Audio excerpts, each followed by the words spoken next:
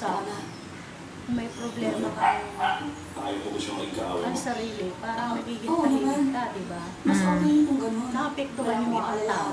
Kasi present yung tao na Tungkol sa iskandalo ng bininta sa amin. kaalitan mo. Pero gusto ko, pag-usapan yung mga Gusto chismis mo tungkol bang kay maging Papa. masaya? Gusto mo bang Pero magsalita? hindi mo pwede nyo lang pag-usapan. Nakakaabala yung tao Hindi ko dahil alam kung present ano doon, gagawin di ko. ba? Kahit na hindi present, ganun talaga si kita ni Nito. Kung mo lang nakita ang maging masaya, wala kayo dito. Ikaw ba yun? Sana nawala na lang kami sa Earth. Kung wala na kayo dito, talagang nakita ko yung passion niya na parang masaya siya. Sabi ko, ano yung nangyari dito? Baka gusto niya, mas gusto niya wala ako. Kami Wala niya. kayo magkapatid. Lahat kayo. Pwede naman namin pwede iwan si Daddy. Hindi. Hindi ba napuna mo Kailangan rin ko yun? makausap ang professor ko. Masaya siya. Mas concerned ko naman si Daddy, no? Ay, oo naman. Alam natin yun. Hindi pwede yung gusto niya. Pero nakita ko yung reflection sa mukha niya. Talagang, Pero malaking pinagbago ni Daddy.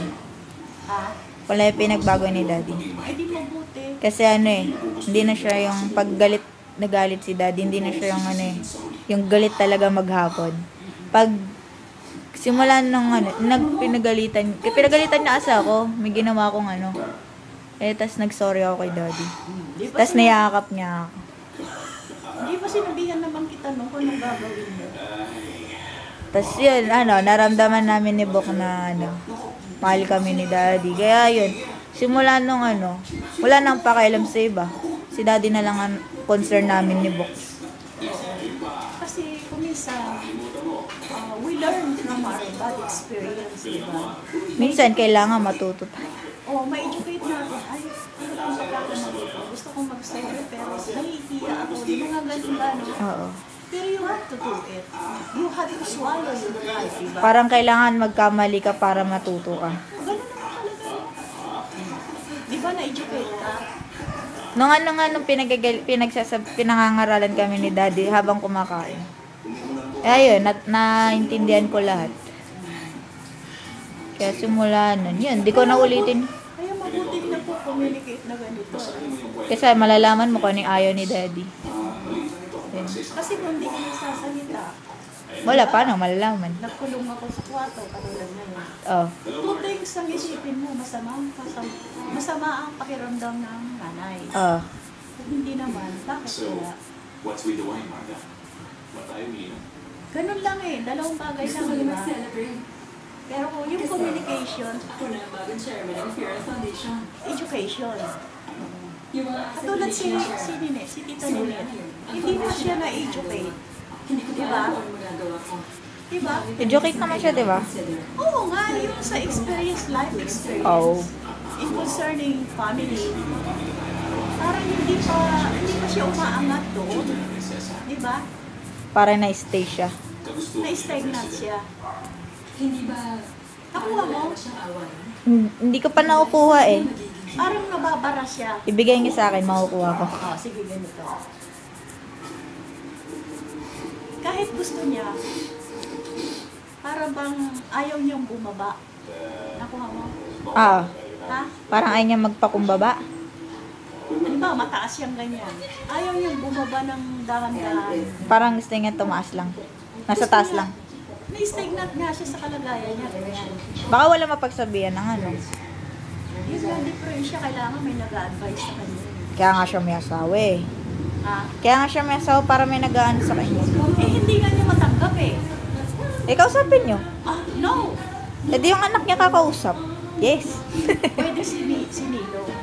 Si Nea? Oo, pwede. Kasi si Nea Nilo lang matanda. ang pakikinggan niya. At saka sinong pakikinggan niya? Si Christine. Si Kir. Si Christine pa. Si Kir. Mas malapit sila kay Ken sa lahat eh. Si Christine malambing eh. Malambing nga pero pwede rin. Si Christine yung tipong kasi dati pinagalitan ako. Tapos nakita umiyak ni Christine. Nilapitan niya ako. Tapos niyakap niya ako. Tama na, huwag ka na umiyak. Lambing nun eh. Kaya gusto ko si Christine eh. Alam mo kung sinong nag-umaya sa daddy niya? Si Christine. Oo, malambing si Tito.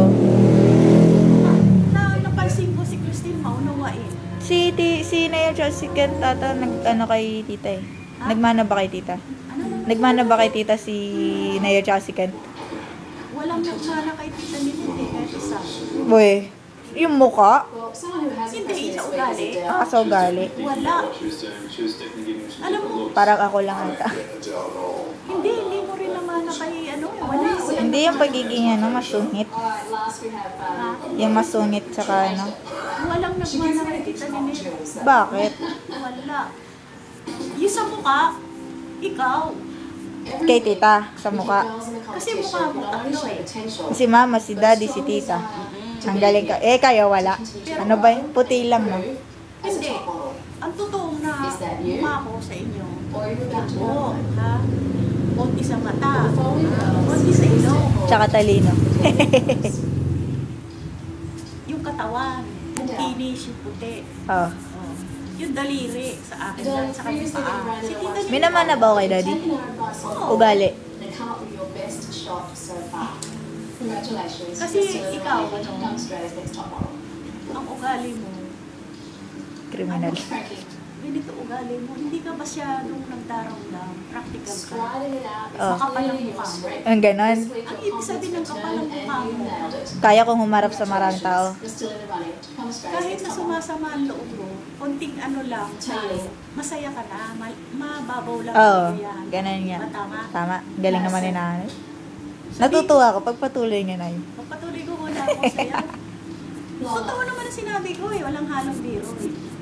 Ikaw, bunting ngiti lang sa'yo, umigay ka na eh. Siyempre. Wow. Mababaw lang, hindi ka maramdamin ang katulad ko. Sibok maramdamin. Pero okay rin, kasi ibang ugali nyo, yun ang pagkakaiba nyo. Mm. Kasi siya, Alex, mapagkakatiwalaan mo. Mm. Kung tungkol sa sikreto, ha? Ako, nagsasabi ako sa kanya lahat. Siya din nagsasabi sa akin. Ano to? With three of you Malalim remaining, ito. it's time to reveal Pag kami dalawa lang, nag-uusap kami ng masinsinan. Yung talagang ano, usap talaga na ano. Pero ka, grabe ka talaga, ang kapal ng dibdib mo, ang kapal ng mukha mo, ang lakas na loob mo. Eh syempre, para pag may umupik, eh, bugbugin ko. Ayun ang maganda sa'yo.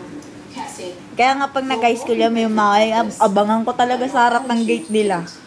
The judges have Yan, said ugali ko yan. Yun na, Yung ganon? nangabang. when you were Ayoko, naalala ko yun nung ano, elementary. Nangaabang ka na yung kaaway ko. Ayan ang nakuha mo sa akin, parang tomboy. Inabangan mo, tapos talaga yung ano, yung kaklase ko ng, yung grade 3 ba yun, Nay? Grade 4. Oo, yun, inabangan mo, tapos sumugod ka pa sa loob ng school. May hawak-hawak pa Oo. ako, mamahala. Gulat na yan. Ang tapang ko. Oo. Talagang tinaya ko ang buhay ko sa'yo. you've been told to work Tuwa. Nakuha mo yun sa akin. and week after week. Kahit si lolo mo, pag inaapi, Eh, paano na pag ano, inaaway kayo, tapos nag-sorry sa inyo, okay lang, napapatawad nyo kagad. I leave hindi ako sasagot. Ay, ako napapatawad Patalikod ko. Hindi. Madalang magpatawad. Depende naman sa sitwasyon, Hazel eh. Halimbawa, ano, nag-away kayo, may pinagtalunan kayo, ganun lang. to become Australia's Oo, next pwede top mo model. naman umati, yes, pero nandun pa rin. O kaya, halimbawa, siniraan ka, ganun. Napapatawad nyo. Nandun pa rin sa isip mo yung ginawa niya. Oo, pero, syempre, mas importante sa inyo yung pinagsamahan. Oo, okay lang. Ako napatawad ko lahat. Sabi, to forgive. Sabi niya, to err is human, to forgive divine. Tama, sabi ni Jesus yun, di ba? Sabi ni William Shakespeare, Sino naman yun? sa literature, Akala ko naman, Bible. ginamit niya yung passage na yon